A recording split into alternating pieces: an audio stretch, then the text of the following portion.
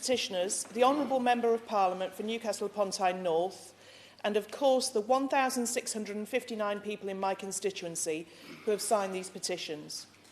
I recognise that this is an unprecedented situation which has required us to take unprecedented steps to protect the public, including curtailing some freedoms temporarily. However, physical activity and sport play a critical role in building individual resilience and tackling obesity, in addition to the excellent benefits to mental well-being. It is vital that this is recognised. The Loughborough constituency, including its world-renowned university, is synonymous with sporting excellence and is home to a number of national governing bodies. It should therefore come as no surprise that many of my constituents are particularly passionate about health and well-being.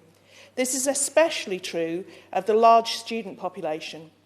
Mr James Greer, the Athletic Union President of Loughborough Student Union, recently explained to me that organised sport is important to the well-being of all students, not only those who are world champions of one thing or another, in their chosen field. Correspondence I have received from local residents agrees with this point. People from all walks of life would like gyms and sporting facilities of all types back open as soon as possible. So I was ecstatic to hear the words of our Prime Minister earlier this afternoon. Earlier this month, sporting facilities locally followed the new rules and closed.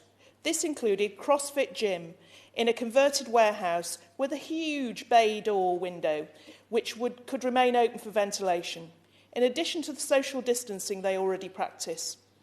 I would urge that we look at a risk assessment of individual venues in any future arrangements, rather than implementing a blanket ban on the operation of all sporting facilities. Finally, I would like to make a point about swimming. I've been contacted by Swim England, who have set out a compelling case for why it is particularly important for swimming facilities to remain open throughout the outbreak. They have explained that unique properties of water mean swimming pools are an ideal place for people who may otherwise struggle to be active on firm ground. Furthermore, swimming pools are chlorinated, controlled environments where the risk of transmission can be successfully mitigated. This has been proven by the safe way in which they have operated between the first and second lockdown. The impact the restrictions are having on pools is exacerbating the existing problem of permanent pool closures. Before COVID-19, Swim England were already forecasting a 40% reduction in the number of swimming pools by the end of the decade. The £100 million announcement by the government for public leisure centres is very welcome. I am hopeful that this will alleviate the situation.